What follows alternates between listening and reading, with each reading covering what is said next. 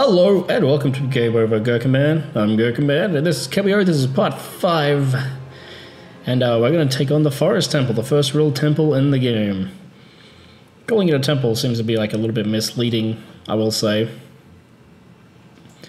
Because it's a little bit more straightforward than that. But we'll get into that, shall we? Once I actually decide to start playing properly. Which apparently now I am, which is great. So yes, lots of health, even though I've got pretty much full health, and some money, which I still haven't worked out where to spend it at yet. I guess I'll look into that.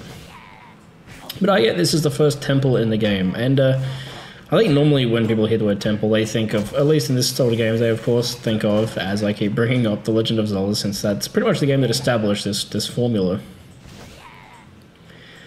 And this did at first, I think, was going to be like that, because it came in here and there was a puzzle. There are some little platforms here and some things I have to climb. Oh god, they're so ugly.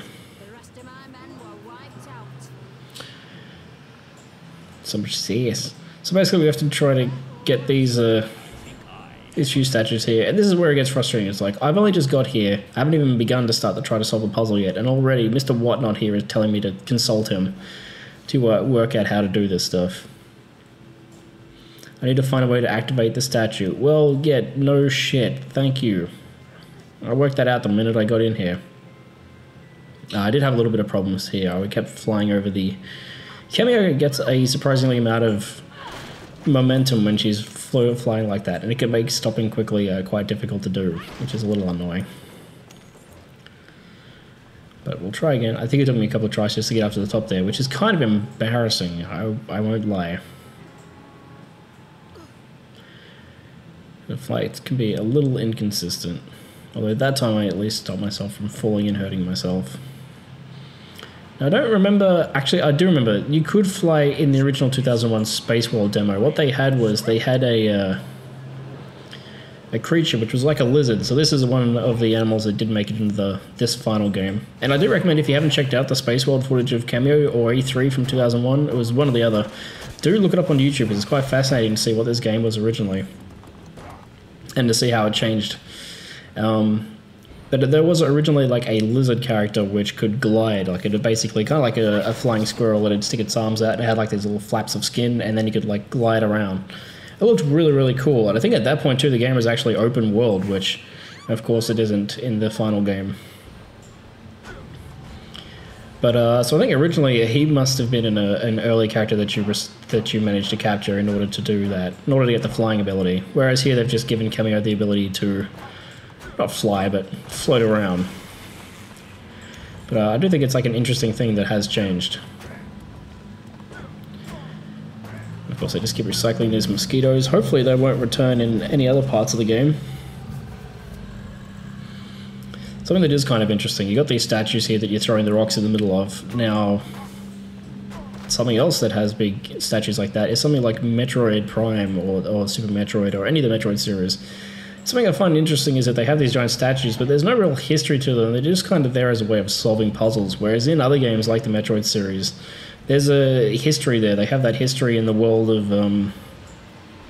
Zebes or SR388 or any of those other planets that are in the series. So it is kind of interesting to me that you have these giant statues here which look like they should be important to the history of the game world, but they're really kind of just there as a means to an end, which is a little bit of a disappointment. Kameo could have really used some decent lore to make the game world a little bit more cohesive, I suppose. It's a very, very small complaint, I will say, is that I wish the game had a little bit more lore, something a little bit more interesting.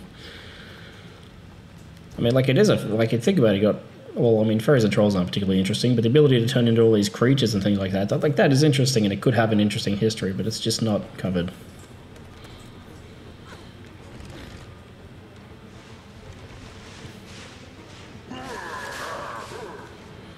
And here we have our first real boss battle, which is with a tree, of course. It took me a second to work out how to beat this guy. Once I did, he was very straightforward, but it took me a moment to work out what I was doing. He's kind of like Whispy from the Kirby games. So they make it obvious that you need to do something with these. But what exactly it is you need to do isn't made completely clear.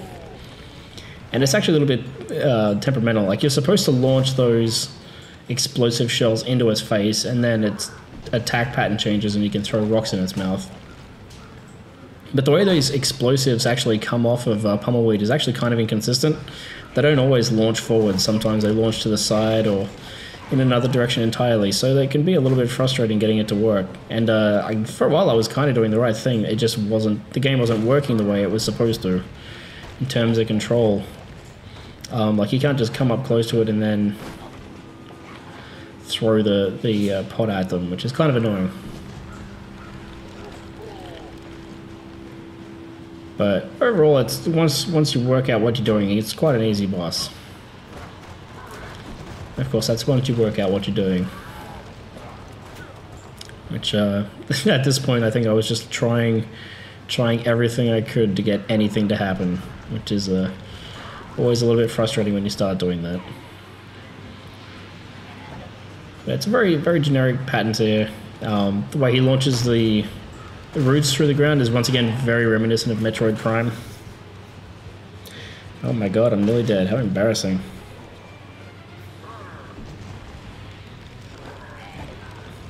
It's a very generic boss. Yeah, so you got the root attack, which is very much like Metroid Prime. You got the visuals of him like a giant angry tree, which is very similar to Whispy from the Kirby games.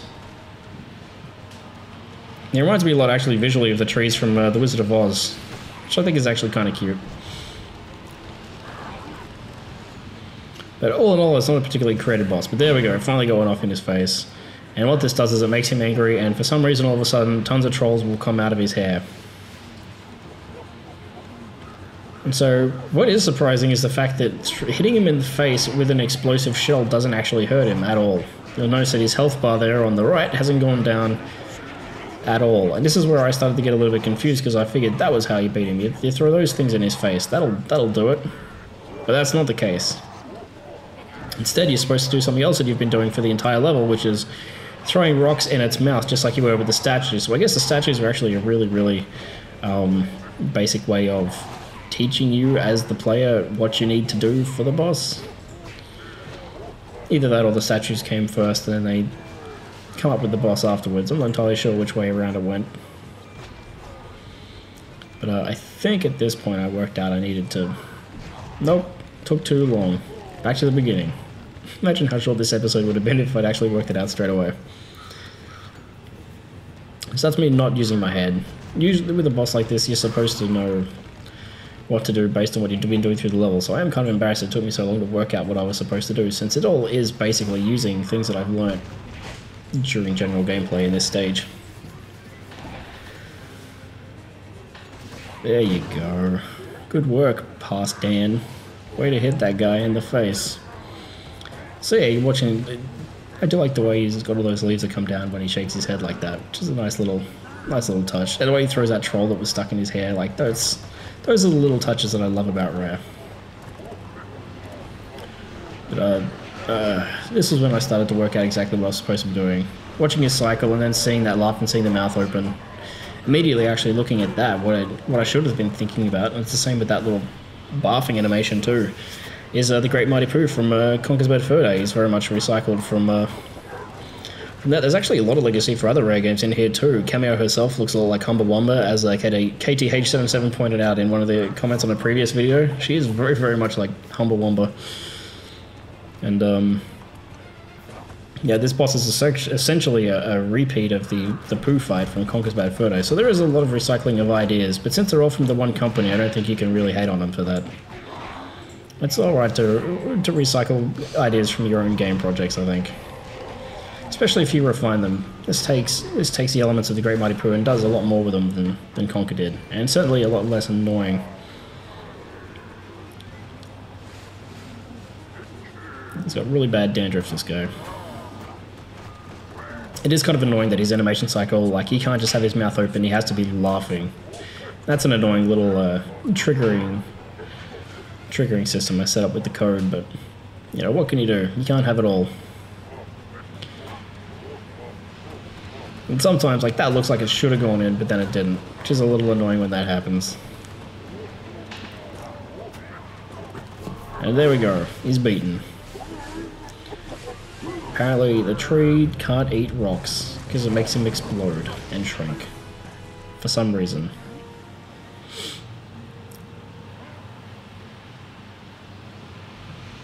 And we just saved my brother! My brothery guy! Hooray! Happy day! Kameo, I just wanted to say that you work great. In fact, you reminded me of your father today. This guy's voice is horrible. This is like a conversation between like two high school theater students. It's just dreadful. I don't know what this guy's accent's supposed to be. It sounds like it's supposed to be like an American cowboy as done by a British programmer. I really don't know. But it's dreadful. And here we once again get some exposition. So this is some backstory that's really completely superfluous and serves absolutely no purpose, I don't think, from memory. It's supposed to make Kameo feel better about the fact that she's a failure at life, but it doesn't really do that, and it doesn't really carry any sort of weight or anything like that. It's just kind of a thing that happens, which is kind of dumb. But whatever. I'll take the good with the bad. It goes on forever, though. Listen to this guy. And it's the little things that they could have done to spice this up, like have the camera move around in interesting ways, or change angles every now and then. Instead, you just get this really slow, rotating pan that just goes on and on and on, while this guy just prattles on about something that happened years and years ago that Kameo didn't know about, even though it was only a couple of years before she was probably born. It's just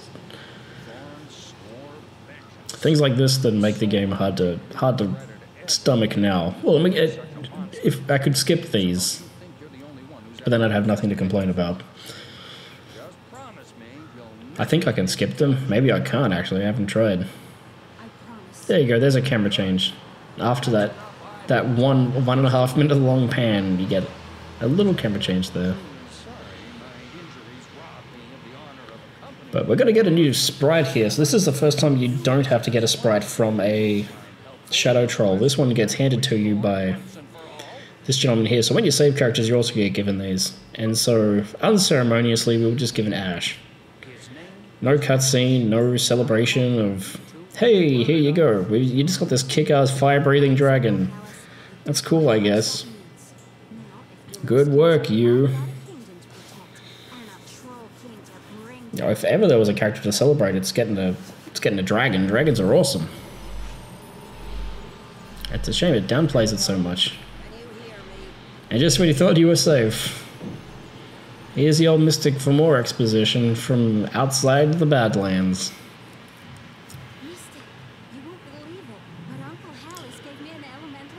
This is,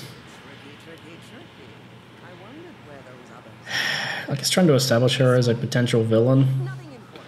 And it just does such a heavy-handed way of it. If you didn't know that she was a bad guy within 5 seconds of the start of the game, then I feel sorry for your son, but you ain't too bright. Oh boy. You babbling, but the script is so bad. It's amateur hour at rare. I think it's fun as rare games were. The writing was never although Banjo-Kazooie had some pretty clever jokes and writing in it. I don't know what happened. Maybe the writers left, or maybe things got toned down. I don't know, but it's kind of it's like embarrassing fan fiction.